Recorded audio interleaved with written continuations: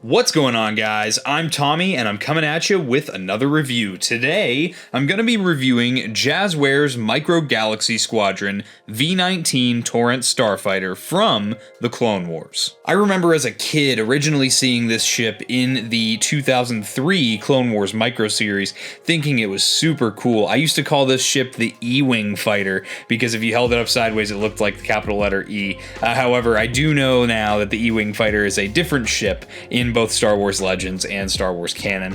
This was one of my favorite designs from the early seasons of the 2008 Clone Wars series, and getting it in this line is something that is long overdue. This release was a Jazwares Vault exclusive. Jazwares Vault is Jazwares' kind of more premium collector part of their website, where they kind of release some exclusives and things like that. I picked this up. This was actually a pre-order. I like their pre-order process over at Jazwares Vault. When you pre-order something, you pay for it in full right away. You don't have to worry about being charged later when it's going to ship. And this thing actually shipped about a month before it was projected to. So all in all, I'm really happy with the process over at Jazwares Vault. Checking out the packaging, this is unique packaging. Everything about this is unique and different. I actually want to put this off to the side real quick to show you. So this actually came in a shipper box, which had Jazwares and the Vault logo on it. And then inside of that, covered with edge and corner protectors, was this box here. This is a cardboard design, shows you the ship. It's just got some blacked out sides with the Star Wars logo on it, a big Star Wars logo on the top, and again, even a Star Wars logo on the bottom. Very cool packaging. And then inside this box was what you see here. So essentially, this is a different take on what they would usually do for their packaging style. So you have on the front here your Star Wars logo, the Clone Wars logo up at the top right. You have a little gold sticker here saying this is a Vault exclusive, a 1 of 3,000. There is the Micro Galaxy Squadron logo down here, and then in the chrome at the bottom, you have the name of the ship, and that this is limited edition number 7. On the sides, you kind of get some look at what we're going to see in a little bit here, where you can see the ship inside. On these clear sides, you have the Star Wars logo and the Micro Galaxy Squadron logo. On the back, they kind of mock what their usual packaging is for this line. You have your holographic image of the ship, showing you some of the different features it has, as well as your little cutout trading card or display card here. And they do notate this is the Starfighter class. And then on this side, just the same thing we saw on the other clear side of the packaging. On the top, we have once again the logos for Star Wars and Micro Galaxy Squadron. And on the bottom, you just have some of your legalese. Please don't feed this ship to your babies, guys. Now, this is really cool. This thing is actually a slip cover. So what we'll do is we'll pull this off, and then we're left with the ship. This is really nice because you can have this kind of like a display all on its own. You have another sticker here for that 1 of 3,000 for the Jazwares Vault, and then just some of your logos in black, and you have a Battle Above Coruscant in the background as well. Overall, the display of this is absolutely amazing. Almost makes me sad that I'm going to be opening this, and it almost makes me want to buy a second one, but God knows where I'd put that. So for now, though, we're going to get this opened and we'll check it out. Alright guys, here's the ship out of the box. Now it comes in the landed position here, and we have our clone pilot seated inside. The first thing I want to do here is just really admire the paint applications. I love how dirty these Republic cogs are. This ship looks like it's seen some battles. I love the carbon scoring on the sides of the ship as well. Everything is printed and weathered on very nicely. The entire ship itself seems to have some level of either dark wash or panel lining. Everything looks fantastic. You have some very muted yellow paint applications, little hits of a light blue, little bits of almost like this brass color going on over here. Down by the thrusters, you also have some very nice bright blue to make it look like the ship is in flight. And just lots of different paint hits here, lots of different colors. I love the prequel era kind of color scheme for a lot of the Republic Navy ships, where it's this kind of this tan color and then you have this burgundy color with it. It's very nice. And again, something I always point out with the Micro Galaxy Squadron ships is the level of attention to detail that comes with the underneath of the ships. They give such great paint applications and such great care to the bottoms of the ships, and I really appreciate it. As a collector, collector, this line feels very premium for a very cheap price, and that makes me very happy. Getting the ship into the flight mode here, all you got to do is kind of pull the wings down. So you pull these two down individually, and then the bottom one kind of locks into place as well. Everything locks into place very nicely.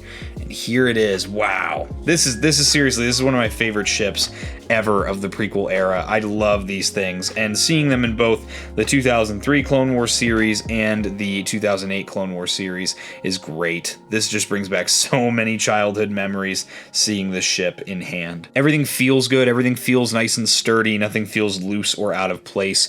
You have the little clear cockpit here with your pilot, so now that we've got the ship in flight mode, we can expose him. There is a little pull tab on the side of the cockpit. You can pull the hatch up, and we can pull our pilot out. Now, before we check out the pilot here, I really just also have to show you guys the interior of the ship. One of the big draws to this limited edition release is that unlike the future mainline release of this, they've gone ahead and done a ton of paintwork for the interior of the cockpit of the ship. Trying to find the angles that work best to show you guys this. You can see the entire control panel is painted. All the leather work of the seats are painted as well. I'm very, very impressed by how much detail they're able to cram into these ships at a 1-inch scale. It is very, very impressive. And just as far as painting the insides of the cockpits here, that's something that I never expected them to do. I was always happy with just giving it a dark wash, but seeing the amount of color in here that they're able to achieve, I will definitely be buying if they do more releases like this with the Vault exclusives.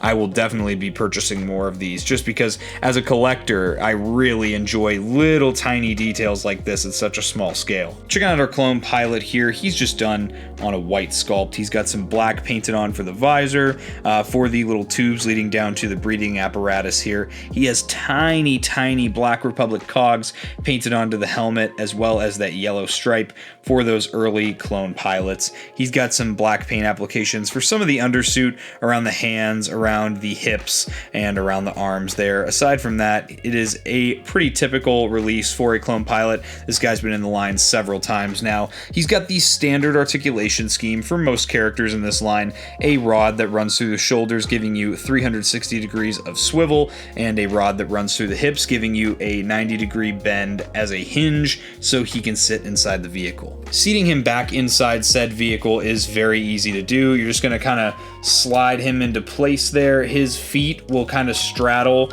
the natural gap in there between the legs there. You'll kind of see there. I got it. You'll kind of see what I'm talking about as I kind of work him in there. Everything sits in there very snugly, looks really good, and you can close the cockpit without any issue. It does lock into place, and once again, we can see our pilot in the cockpit with great ease, and it looks so, so cool. Of course, if we want to get the ship landed as well, we can just bring everything back up. Everything is very easy to unlock and place back into the landed position, and then we do have two pieces of landing gear that have little pull tabs. You're just going to kind of need to work your fingers in there. Being completely honest, if you have fat fingers like me, it's going to be pretty difficult to get this landing gear out, as it is very secure, but once it's unlocked, you can even see they did sculpt and give a wash to some of the interior underneath the landing gear. And now that you have your two pieces of landing gear out, you're just going to balance the ship. It sits very nicely. It's not too back heavy or front heavy. Everything sits very nicely with those two pieces of landing gear, and the ship looks great in landed form. As a Clone Wars kid, this release gives me so much nostalgia, just being able to swoosh it around, open it, close it.